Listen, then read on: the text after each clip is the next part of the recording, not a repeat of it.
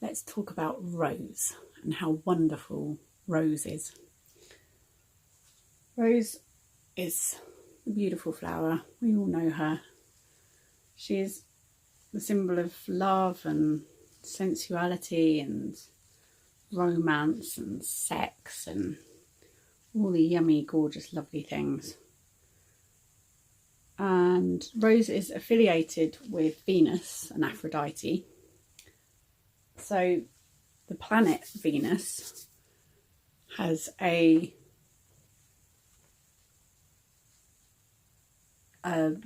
dance that it does with the Earth when it's with its orbit, and over 40 years it ends up making this beautiful rose mandala.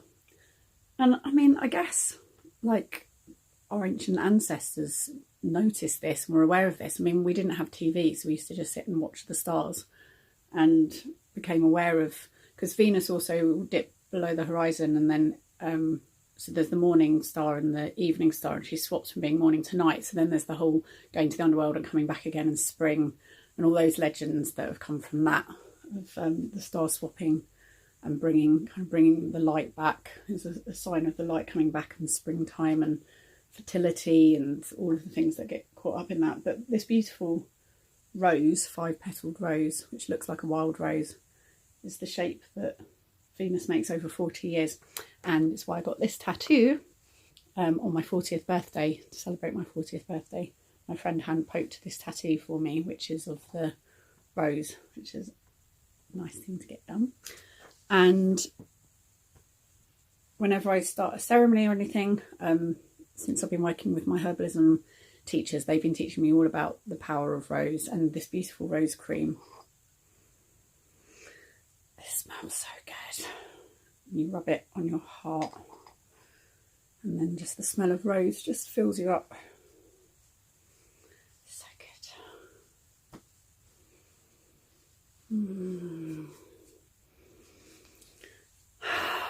And rose is very calming. So I, since I was 6 or 7, I started having to take a steroid asthma inhaler every morning and night. And I just in October weaned myself off of it. You have to take your time to come off of it because your gallbladder doesn't work because of taking the steroids. So you have to, you'll like kill yourself basically if you just stop taking it. So you have to kind of get your gallbladder working again by reducing the dosage. So I did it over 3 or 4 months, just in time for the coronavirus outbreak. So I basically weaned myself off asthma medication, can cycle up hills now and walk up hills without any problems. Apparently, I met someone in Australia who'd done the same thing, and then one day she went to Egypt and was sleeping in the desert, and when the temperature really dropped, she did start to get an asthma attack again and didn't have an inhaler with her. And that was after like 2 or 3 years of not needing an inhaler. So I think you have to be really careful. I'll keep inhalers on me. I've got inhalers on me now. But it's just useful for me. Like, I was starting to lose my voice, and it was becoming, I could feel that my breathing was getting worse and worse. And my herbalism women worked with me and looked at how things to change my diet that I was allergic to. And it turns out that I was allergic to dairy and wheat. I cut out dairy and wheat from my diet and could breathe.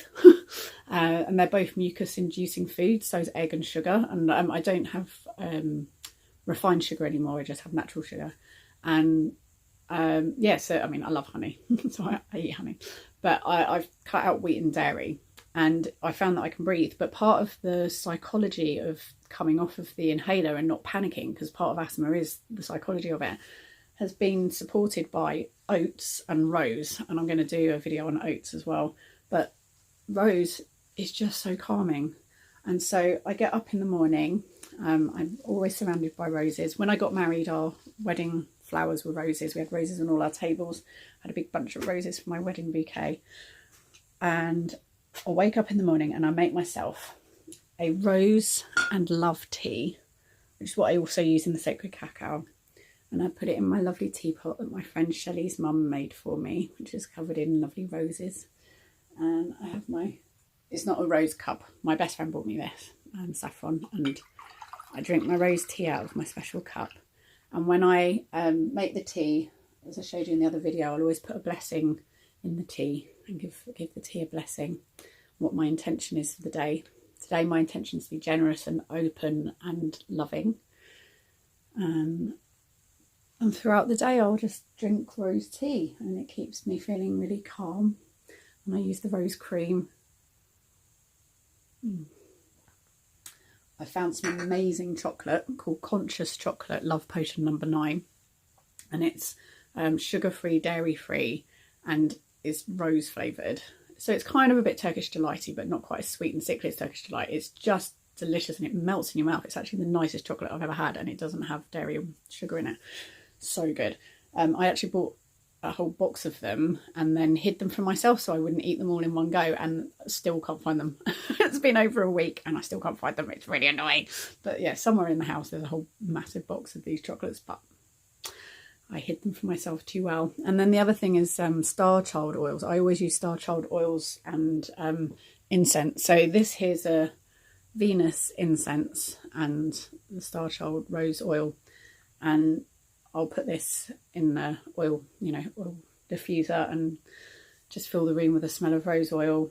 And then this is for when I do a ceremony that's like moon related or rose related. Tonight I'm doing a full moon ceremony, and it's the full moon is in Libra, which is ruled by Venus. So tonight is all about celebrating rose. There's going to be roses everywhere. We're going to be drinking rose tea and rubbing oils into ourselves and pampering ourselves. And to learn a bit more about Venus and like the archetype behind rose, there's a really good book, Venus and Aphrodite by Bettany Hughes. Is a brilliant book that goes all the way back beyond where, what goddesses were prior to Aphrodite and Venus, and then follows that lineage down to even like Venus razors and things today, like the way that it's used in popular culture today. And it's a really good book. I highly recommend. Venus and Aphrodite and Rose and that whole relationship, it's a luxurious relationship to enjoy. And whenever I buy roses, like the bunches that I've got, I keep the petals. When they start to look a bit shabby, I'll pull the petals off and put them in my basket, and then I use them for casting the circle with. So I'll cast my circle tonight with these. Be drinking my sacred cacao made with rose tea as the base. I'll be covering myself in the rose cream and just, enjoying all things rose, luxurious loveliness. And it makes you feel calm and centered and opens your heart chakra.